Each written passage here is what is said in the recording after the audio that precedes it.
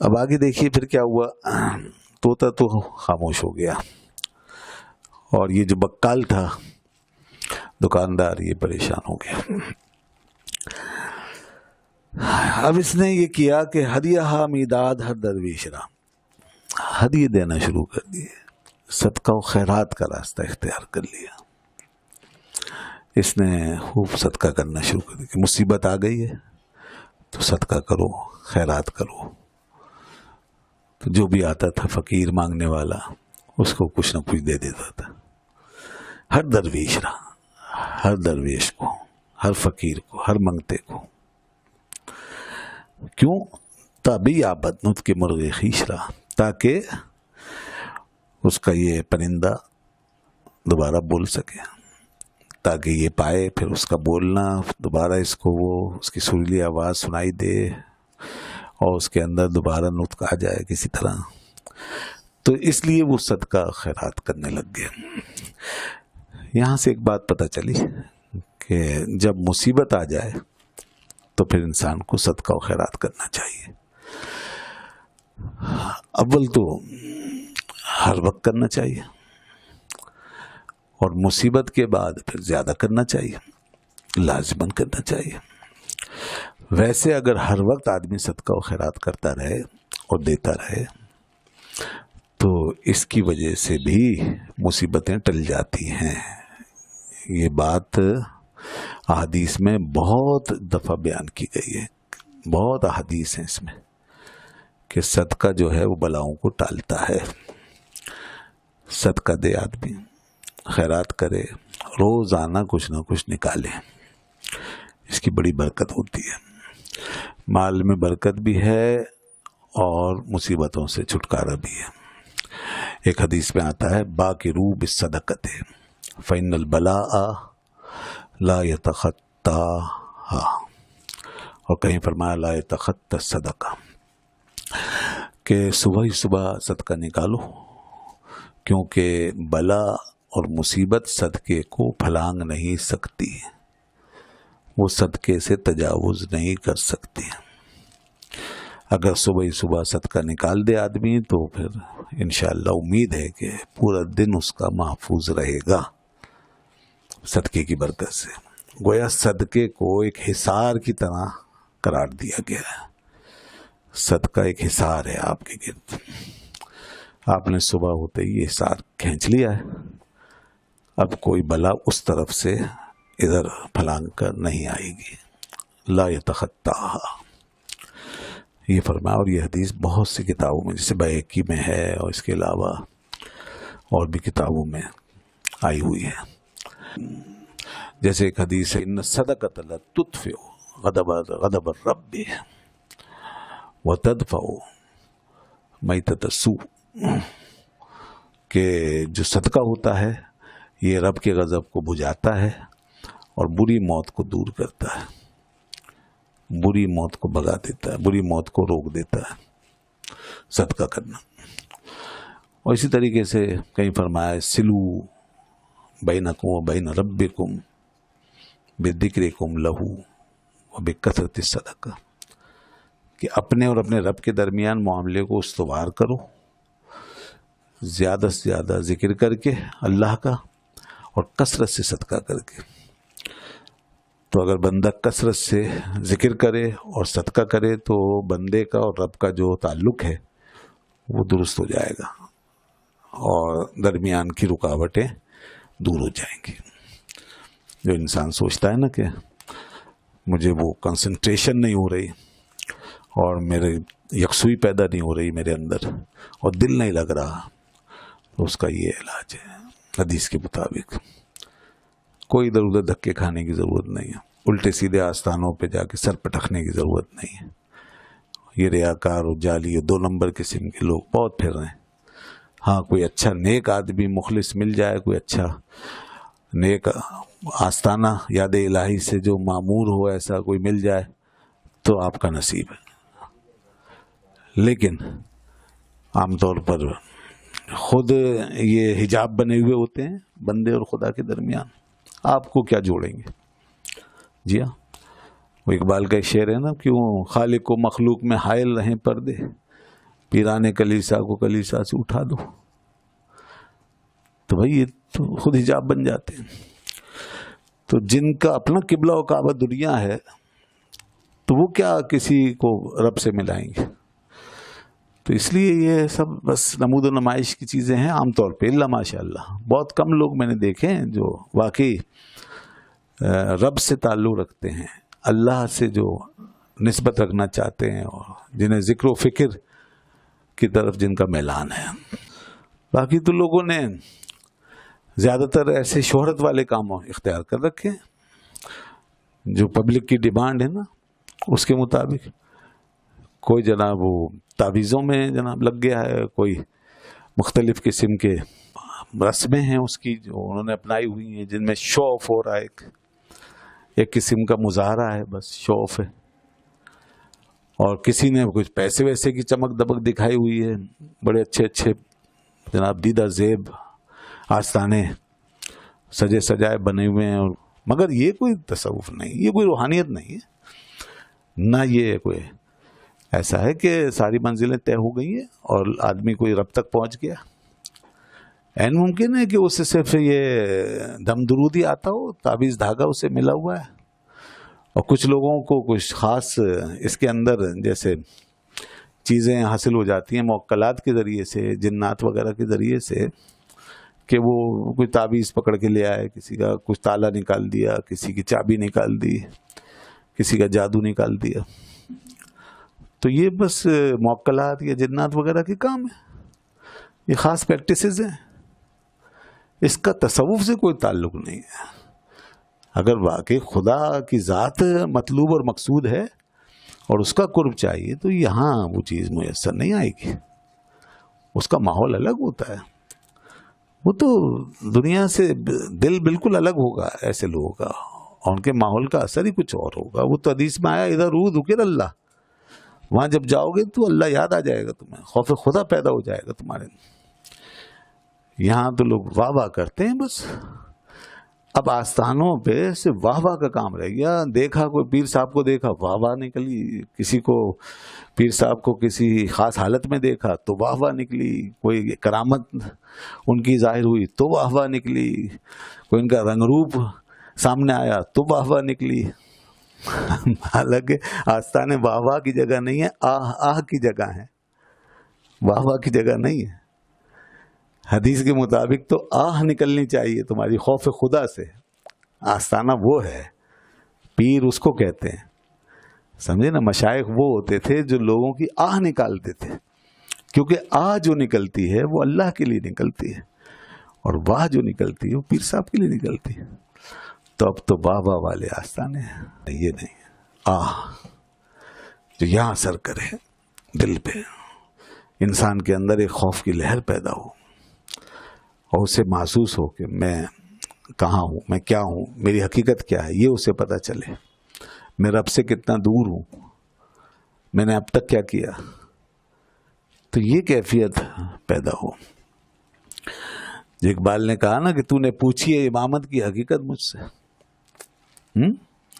تو نے پوچھی ہے امامت کی حقیقت مجھ سے، حق تجھے میری طرح صاحب اسرار کرے، ہے وہی تیرے زمانے کا امام برحق جو تجھے حاضر و موجود سے بیزار کرے، دے کے احساس ضیاء تیرا لہو پگھلا دے، فقر کی سان چڑھا کر تجھے تلوار کرے۔ یہ امام موت کے آئینے میں دکھلا کر رخ دوست، زندگی تیرے لیے اور بھی دشوار کرے۔ تو یہ چیز ہے اصل جو اس نے بتائی ہے، یہ اس وقت کے صوفیاء جو پہلے ہمارے گزر گئے، ان صوفیاء کا، ان بزرگوں کا یہ حال تھا، اس لیے وہ دنیا کے امام تھے۔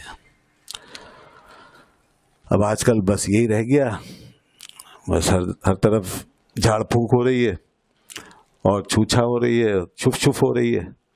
وہ شف شف والی سرکار ایک مشہور ہے، کتنے جاہل قسم کے لوگ ہیں، یہ قیامت کے دن کیا جواب دیں گے کہ جب ساری چیزیں سامنے آ گئیں، حقائق سامنے آ گئے کہ ایک شخص لوگوں کو بیوقوف بنا رہا ہے شف شف کر کے، ڈرامے بازیاں کر رہا ہے، منہ سے وہ زنجیریں اور کیلیں نکال رہا ہے، آنکھوں سے نکال رہا ہے، اور وہ بھی سب کھل گیا کہ کس طرح نکل رہا ہے، وہ سب فراڈ ہے۔ दुनिया देख रही है तमाशा।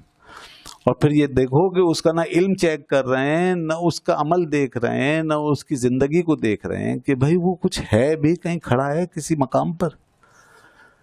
तो लोगों के सामने आके कुछ मरीजों के साथ ड्रामेबाजी करके, कुछ लोगों को पहले से तैयार करके, पैसा ऐसा खिला करके या कुछ करके वो दिखा दिया और दुनिया अंधी हो गई और उसके पीछे भागी जा रही है। और अब जब दिखाने वाले दिखा रहे हैं और नजर आ रहा है, खैर उलमा तो पहले ही जानते थे, अहले इल्म हज़रात जो हैं उन्हें मालूम था, ऐसा नहीं है कि उन्हें ना मालूम, लेकिन अब तो और ज्यादा खुल के सामने आ गया। तो ये बहरहाल ये चीजें, लेकिन ये होती रहेंगी चीजें। क्यों? इसलिए कि हमारा जो सिस्टम है, जो हमारी हुकूमतें हैं, जो हमारा निज़ाम है, उसमें इन सब उल्टे सीधे लोगों के लिए बड़ी गुंजाइश है। अच्छे लोगों के लिए गुंजाइश कम है शायद, और ऐसे ही फ्रॉडिये, 2 नंबर और जाली नकली धोखेबाज लोगों के लिए ज़्यादा गुंजाइश है।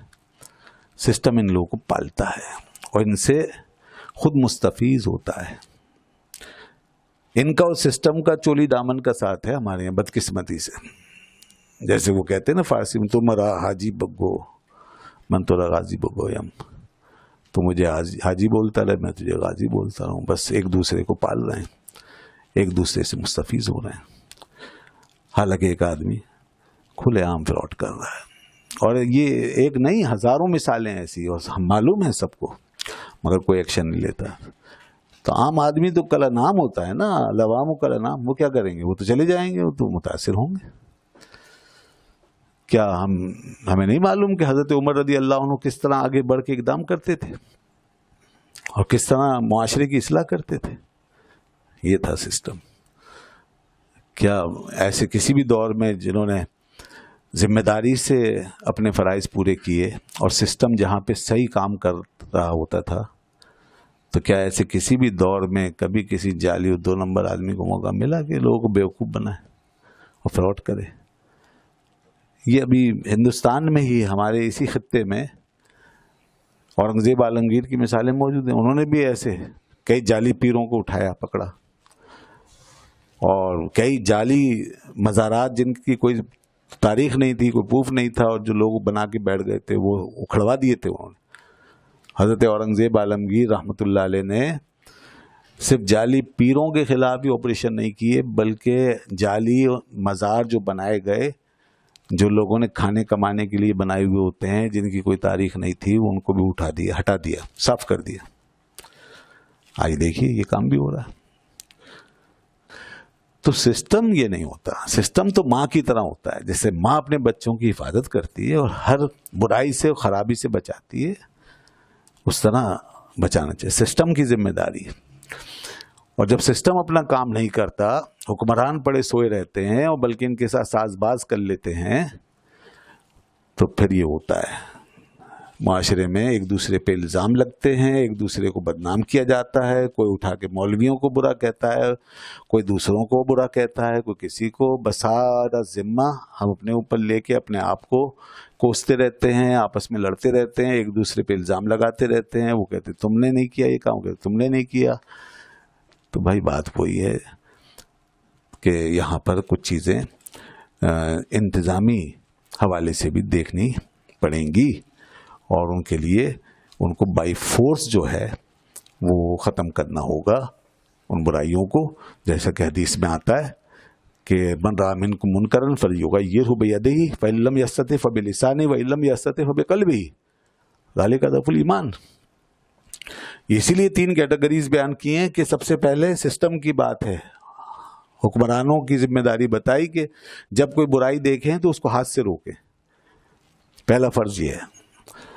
फिर आम जो हैं लोग, उलमा जैसे जो सिस्टम का हिस्सा नहीं होते, दर्दमंद लोग, तो वो ज़ुबान से रोक सकते हैं। उसमें साफ़ी भी उलमा के पीछे चलते हुए उनसे रहनुमाई लेके बात कर सकते हैं, ठीक है, ज़ुबान से रोकेंगे, बात करेंगे, मीडिया का, सोशल मीडिया का इस्तेमाल करेंगे, या तहरीरी तौर पे वो चीज़ें सामने लाएंगे।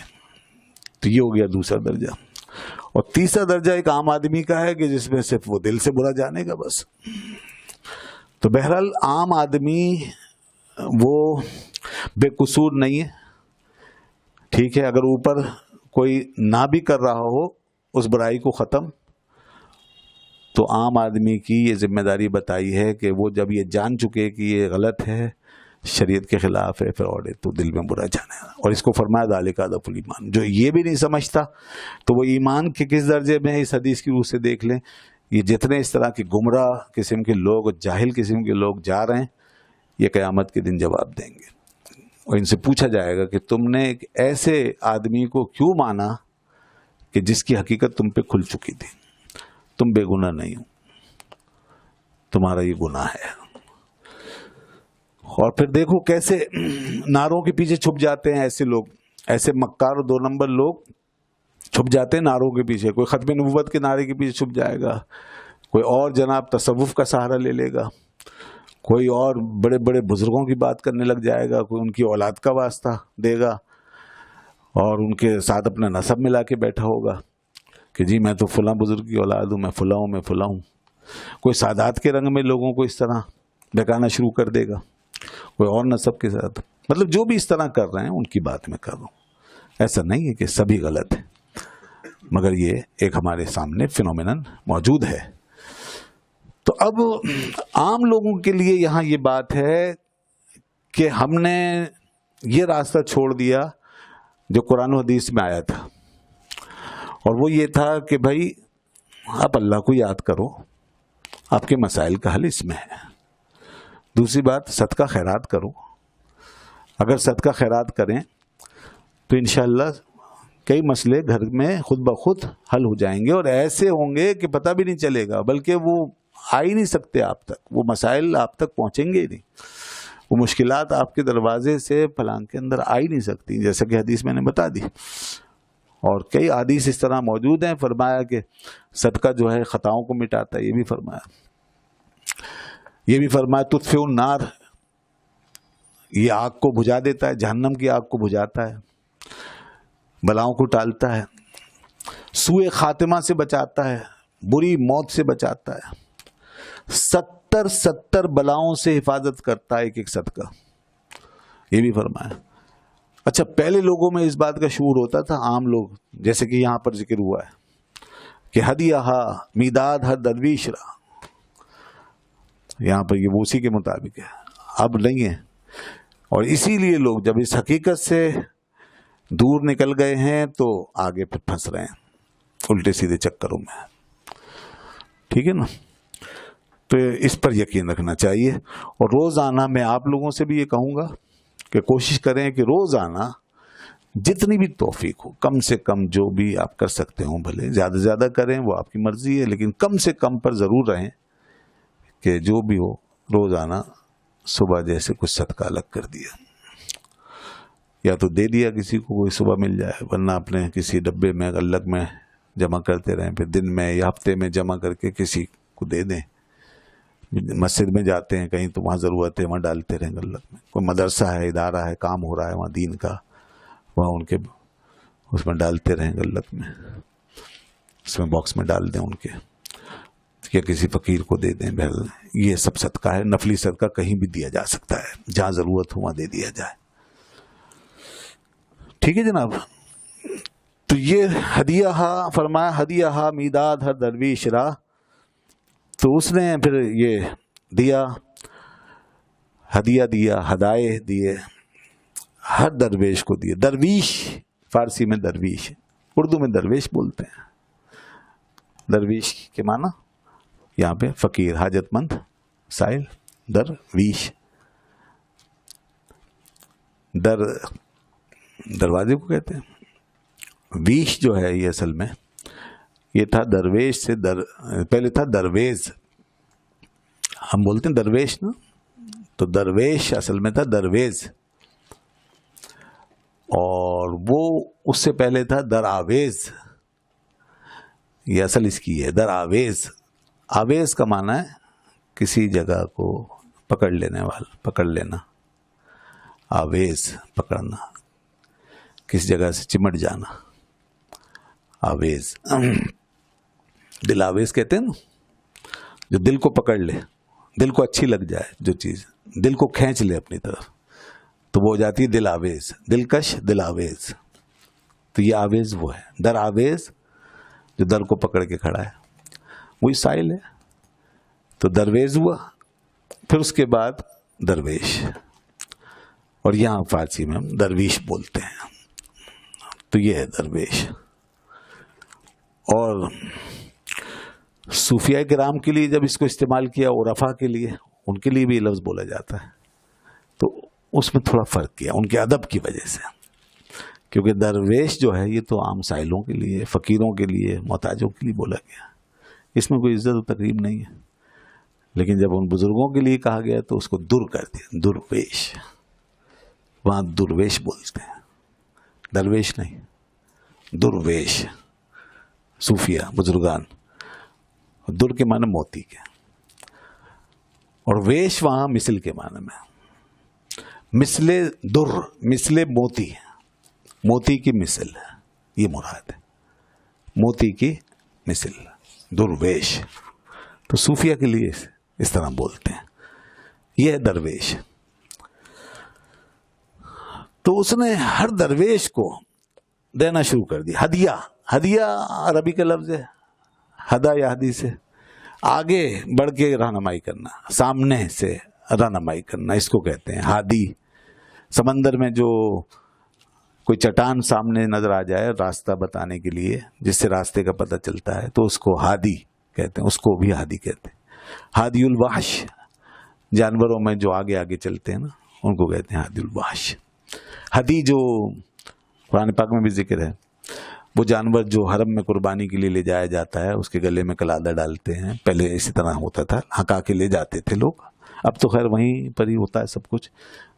تو وہ جو آگے آگے چلتا تھا نا، تو اس لیے اس کو ہدی کہتے تھے.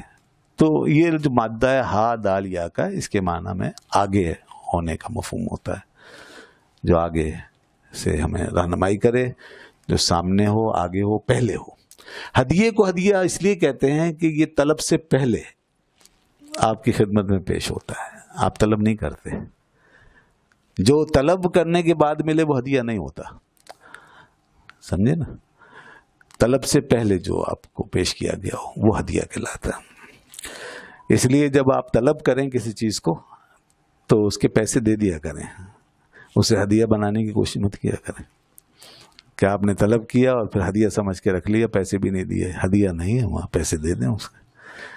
تو یہ بڑی عجیب بات ہے کہ آدمی ایک چیز کسی سے مانگے اور پھر پیسوں کا پوچھے بھی نہیں. ہاں یہ الگ بات ہے کہ بعض لوگ نہیں لیتے، لیکن بہرحال پوچھنا تو چاہیے. آپ کے اندر تو ضمیر ہونا چاہیے، اور آپ چیز کی حقیقت کو تو نہ بدلیں نا. وہ ہدیہ تو نہیں ہے، وہ تو آپ کی طلب کے بعد ملا ہے آپ کو. بغیر طلب کے کوئی لا کے خود سے پیش کر دے، ٹھیک، ہدیہ ہے وہ. اس کی جمع ہدایا ہے.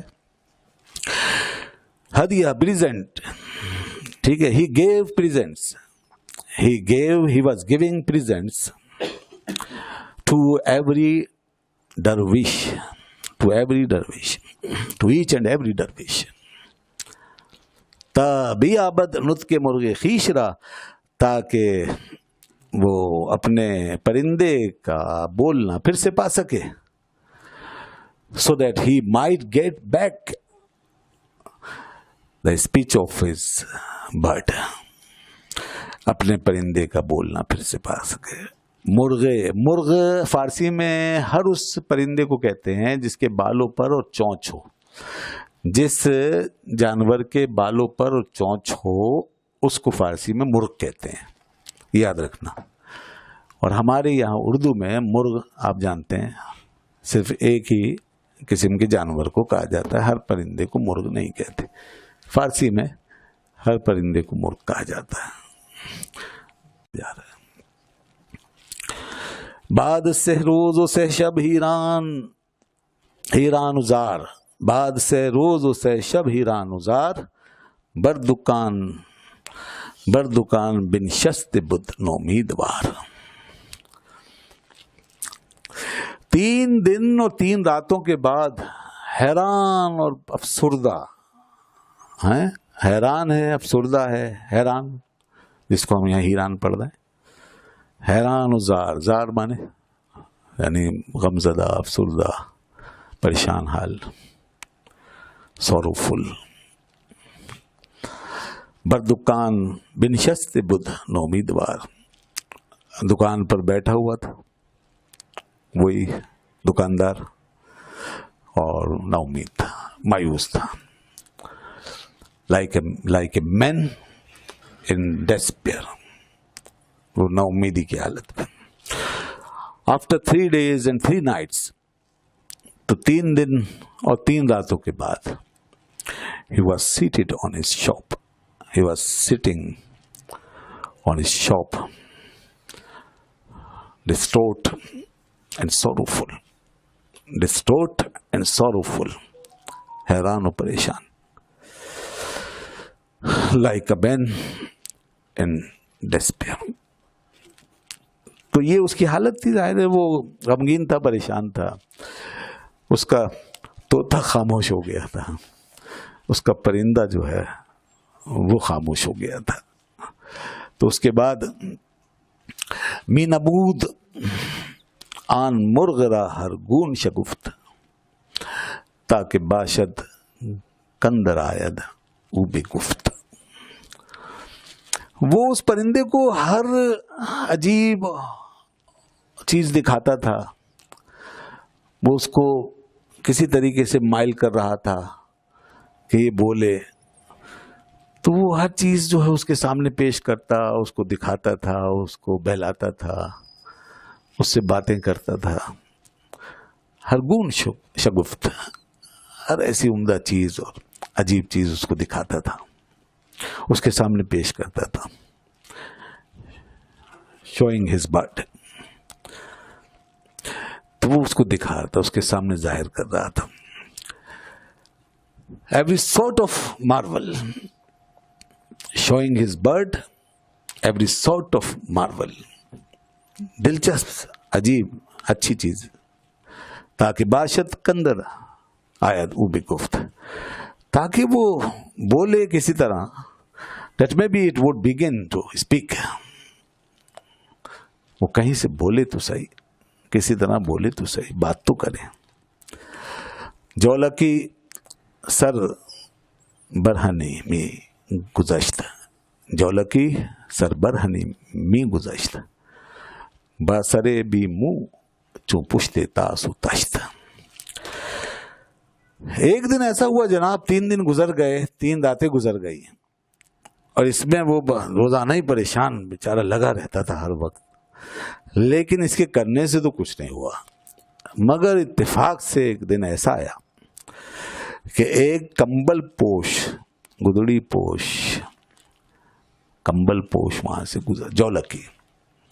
جولکی کہتے کمبل پوش کو. تو وہ وہاں سے گزرا. کلیڈ ان کوس وولن فراک، یعنی کمبل پوش، وہ وہاں سے گزرا. باسرے بھی منہ، ایک بغیر بال کے سر کے ساتھ، یعنی گنجا. وہ جو کمبل پوش تھا وہ گنجا تھا، بغیر بالوں کے سر کے ساتھ. with a head hairless bald،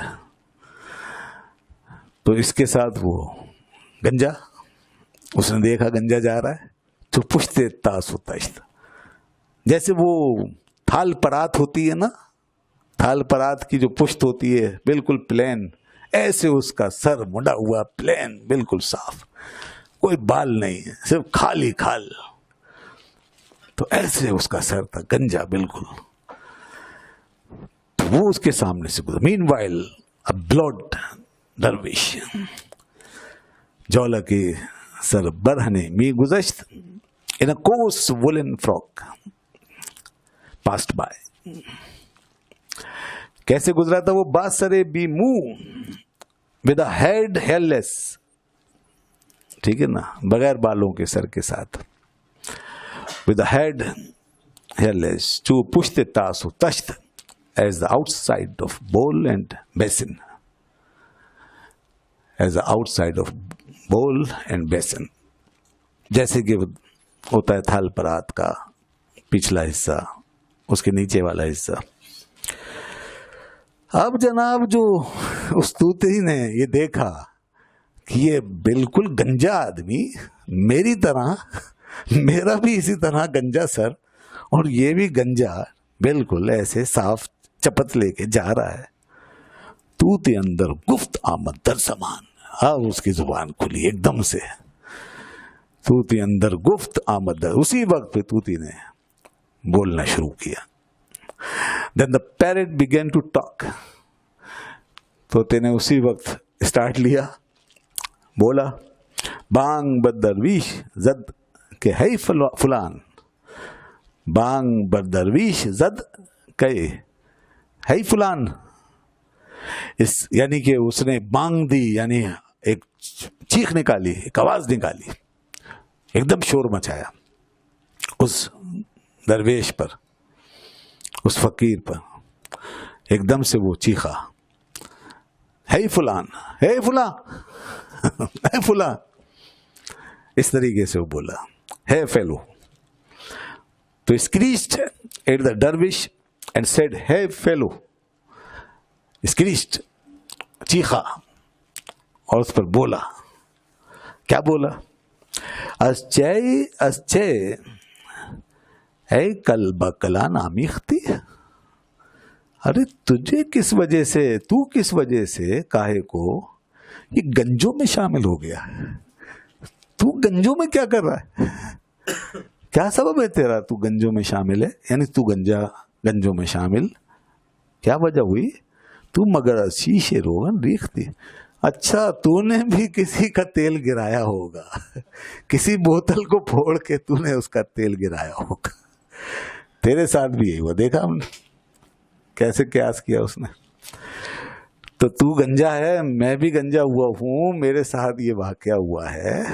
میں نے تیل گرایا تھا, میرے سر پہ چپت لگی, تو نے بھی کہیں بوتل پھوڑی اور تیل گرایا, تیرے مالک نے تیرے سر پہ لگایا ڈنڈا اور پھر ہو گیا تیرا سر بھی گنجا. تو تیرے ساتھ بھی ہے. اب جتنی عقل دیکھیں نا, مطلب یہ ایک حکایت ہے, یہ کوئی حقیقت تو نہیں ہے. طوطا وغیرہ جانور اس طرح قیاس نہیں کر سکتے, نہ اتنا بول سکتے, نہ اتنا سمجھ, لیکن ایک حکایت, ایک مثال ہے جو چیز سمجھائی جا رہی ہے وہ ہے. آگے سبق آئے گا اس کا. تو ہم یہ اس سے کم یہ سمجھ سکتے ہیں, آدمی اپنی عقل کے مطابق, جیسے چھوٹے بچے ہوتے ہیں یا نان سینس لوگ ہوتے ہیں, وہ بہت محدود انداز میں سوچتے ہیں نا, اور اسی طرح کا قیاس کرتے ہیں, ایسے گمان کرتے ہیں, ایسی چیزوں کو قریب قریب رکھ کے دیکھتے ہیں, دور اندیش نہیں ہوتے ہیں, گہرائی میں نہیں جا سکتے, صرف اوپر سے. تو لوگوں کی اپنی اپنی سطحیں ہوتی ہیں. بچوں کی ایک سطح ہوتی ہے, پھر تھوڑا بڑا ہو جاتا ہے آدمی تو کچھ اور ڈیپلی سمجھنے لگتا ہے, اور اگر نان سینس ہے, نہ سمجھ ہے, نہ معقول ہے, تو پھر اسی طرح رہتا ہے وہ, ہے نا. تو بہرحال اس نے اسی طرح قیاس کیا. تو طوطے نے جو ہے اسی وقت توتی اندر گفت آمد در زمان. Then the parrot began to talk. اسی وقت بولا. اچھا ہم اگلا شعر پڑھ دیتے ہیں. اچھے اے کلبا کلان آمیختی, کہ تو کس وجہ سے یہ گنجوں میں شامل ہو گیا. آمیختی مانے مل جانا, مکس ہو جانا. How were you mixed up with the bolt? How were you mixed up with the bolt? Oh, bolt one. تو مگر از شیشے روغن ریختی. تو نے شیشے کو توڑا ہوگا, روغن کے شیشے کو. تو مگر از شیشے روغن ریختی, روغن کے شیشے کو, تیل کے شیشے کو توڑ کے تو نے تیل بہایا ہوگا. Did you then spill oil from the bottle? ٹھیک ہے نا. Did you then spill oil from the bottle? تو نے بوتل سے تیل گرا دیا ہوگا. اب آخری شعر لیتے ہیں, اس کے بعد پھر آگے اس کے جو نتائج ہیں وہ انشاءاللہ بڑے زبردست وہ آگے بیان کریں گے, لیکن یہ آخری شعر آج اس پہ ختم کرتے ہیں, اور یہ بھی بڑا زبردست ہے. از قیاسش خندہ آمد خلق رہا. یہاں ہم ایک نتیجہ نکال لیں گے, پھر اس کے بعد وہ نتائج جو حضرت نکال کے لائے ہیں وہ پھر آگے بیان کرتے ہیں. یہاں سے ایک نتیجہ چھلک رہا ہے. از قیاسش خندہ آمد خلق رہا, کوچ خود پنداشت صاحب دل کرا. تو اس کے قیاس پر خلق ہنسی, لوگ ہنسے جو اس نے قیاس کیا. उस गंजे आदमी को अपने ऊपर। तो इस पर लोग हंसे। अज क्या सश, ठीक है ना, द पैरट्स इन्फरेंस कयास। तो the बाईस्टैंडर्स laughed at the parrots inference. कूच खुद पिंदाश्त साहिब पे तलकरा, क्योंकि उसने खुद को साहिब दल्क पर कयास किया था। कूच खुद पिंदाश्त साहिब दल्करा, ठीक है ना, उसने खुद को उस गुदड़ी वाले पर कयास किया था। Because it deemed the wearer of the frock to be like itself। यहां से जो बात समझनी है वो ये है जनाब कि देखो जी, बज़ाहिर कुछ चीजें सिमिलर होती हैं और वो आपस में मिलती हैं। दो आदमी, दो चीजें, दो वाकया, दो हालात, लेकिन जरूरी नहीं है कि दोनों की हकीकत एक ही हो। ये बात याद रखें, ठीक है। हमें ऐसा लगता है कि जैसे दोनों की हकीकत एक है। अब आगे इसी बुनियाद पर वो नताइज निकालेंगे कि किस तरह अल्लाह वाले और आम लोग बज़ाहिर एक होते हैं, मगर हकीकत में उनमें बड़ा फर्क होता है।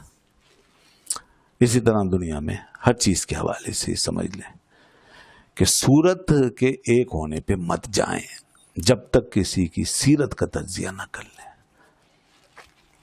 बल्कि बज़ाहिर किसी सूरत पर दिल भी आ जाता है आदमी का और वो ज्यादा बेहतर और भला लगने लगता है, लेकिन जब तक उसकी सीरत का एनालिसिस ना हो जाए, जब तक उसकी हकीकत का पता न चल जाए, आदमी को उस पर एतमाद नहीं करना चाहिए। इस कयास को कहते हैं कयास शिबही। दो चीजें जब सिमिलर पाई गई, एक को दूसरे पे कयास कर लिया, कयास शिबही है। आम हालात में इस किस्म के कयास में अक्सर मुगालता, धोखा हो सकता है और कभी कभी सही भी हो सकता है, तुक्का भी लग सकता है, सही भी हो सकता है, ठीक है। ऐसा कोई कायदा कुल्लिया नहीं है, खैर, ठीक है ना, मगर इस पर ज्यादा डिपेंड नहीं कर सकते। और एक कयास होता है कयास मंतिकी, जो अहले मंतिक के यहां राइज है। जैसे वो दो चीजें, दो मुकद्दमे सामने रखकर फिर उसका नतीजा निकालते हैं। जैसे कि आलम हादिस है, ठीक है ना, तो ये जो नतीजा निकाला है ये दो मुकद्दमों की बुनियाद पे निकाला है। पहला मुकद्दमा अल आलमु मुतगय्यिरुन, आलम मुतगय्यर।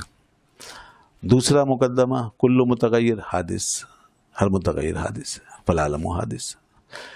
तो ये एब्सोल्यूट नतीजा है, बिल्कुल यही निकलेगा इसका। मुकद्दमे सही होने चाहिए, तो ये कयास मंतिक है। अगर मुकद्दमों में फॉल्ट होगा, मुकद्दमे गलत होंगे, तो जो इसका नतीजा निकलेगा वो भी गलत होगा। ये मंतिकी कयास कहलाता है और ये इस्तिखराजी मंतिक है, इंडक्टिव लॉजिक। और एक कयास और है, उसे कयास इस्तिलाही कहते हैं, कयास उसूली या कयास फिकी।